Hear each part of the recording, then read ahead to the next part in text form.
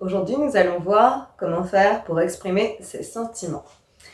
Au niveau de l'énonciation, c'est-à-dire qui parle à qui dans un texte, eh bien, on va s'impliquer dans le discours, c'est-à-dire qu'on va utiliser des marques de la première personne et parfois, eh bien, on pourra aussi parler directement à un destinataire, c'est-à-dire qu'il y aura des marques de la deuxième personne, soit du singulier, soit du pluriel. L'exemple très simple ici, tu es l'amour de ma vie, mon fils, je t'aime. Et donc si je dis ça à mon garçon, eh bien je m'implique dans le discours, je dis je, et je lui parle directement. Il y a mon fils et le T apostrophe pour signifier que je lui parle à lui, ou en tout cas que je lui exprime mes sentiments. Dans un texte dans lequel je vais m'exprimer sur mes sentiments, bien évidemment, je vais avoir le vocabulaire des sentiments. Et donc, les sentiments, lesquels sont-ils? Eh bien, ça peut être l'amour, mais aussi l'amitié. La haine aussi est un sentiment, le dégoût, la solitude. Et il faut déjà commencer par repérer quels sentiments on essaye d'exprimer. Pour ce faire, on utilisera des verbes, des noms, des adjectifs, des adverbes, des expressions. Ici, je l'aime tendrement. Je vais donc utiliser un adverbe.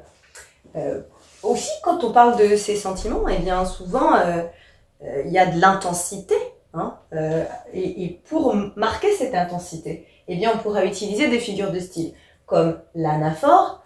Je reprends ce qu'est l'anaphore, c'est la répétition d'un morceau de phrase en début de vers, donc la répétition d'un segment de phrase en début de vers ou en début de phrase. L'hyperbole qui est une exagération, les comparaisons, c'est deux éléments comparés avec un outil comparatif, et la métaphore où c'est une comparaison implicite sans outil de comparaison. L'exemple que j'ai mis ici, très simple. L'amour que je ressens pour mon enfant est inégalable. L'amour que je ressens pour mon enfant est infini. Et là, j'ai bien une anaphore avec l'amour que je ressens pour mon enfant et une hyperbole, même deux hyperboles avec inégalable, qu'on ne peut pas égaler, et infini, parce que c'est excessif de dire ça comme ça. C'est pas la réalité. J'utilise une hyperbole pour montrer à quel point j'aime mon enfant. Et pour terminer, dans quel type de texte ou quel type de texte on va pouvoir utiliser pour dire ses sentiments? Il y a les poèmes évidemment parce que c'est la forme privilégiée du sentiment, et donc évidemment les chansons puisque ce n'est ni plus ni moins que des poèmes. Hein.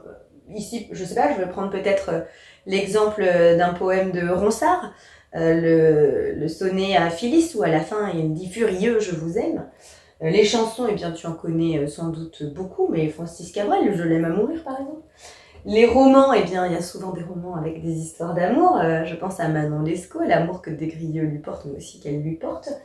Et on pourra également exprimer ses sentiments dans une lettre, par exemple, puisque ça se fait beaucoup. En tout cas, ça se faisait beaucoup, peut-être moins de nos jours, mais c'est un moyen pour exprimer l'intime qui est quand même très pratique. Aujourd'hui, on va passer par le texto, mais bon, dans le cadre du cours de français, je pense que c'est davantage les lettres. À toi de jouer à présent. J'ai mis au tableau un petit paragraphe afin de voir si tu as bien saisi comment on exprimait ses sentiments. Tu es prêt? J'ai mis les mots spécifique, hyperbole, première personne et intensité. Pour exprimer ses sentiments, on utilise la première personne. Là, évidemment, en fait, on va s'impliquer dans le discours, c'est-à-dire qu'on va parler de soi. J'emploie du vocabulaire, j'ai mis derrière verbe, nom, adjectif, adverbe et expression. Du vocabulaire spécifique des sentiments. Et comment je fais pour étoffer mon vocabulaire? Eh bien, je lis. Je lis où je peux vraiment m'entraîner avec des exercices sur le vocabulaire des sentiments. Tout simplement parce que il faut varier les mots. Et c'est pour ça que j'ai mis les différentes catégories, parce que si on utilise tout le temps les noms, ça devient un petit peu pauvre. Mais si on arrive à varier en utilisant des verbes, des noms, des adjectifs, des adverbes et des expressions, déjà, ça vient améliorer un petit peu la qualité de la langue. Mais pour être vraiment au point, eh bien, il faut lire.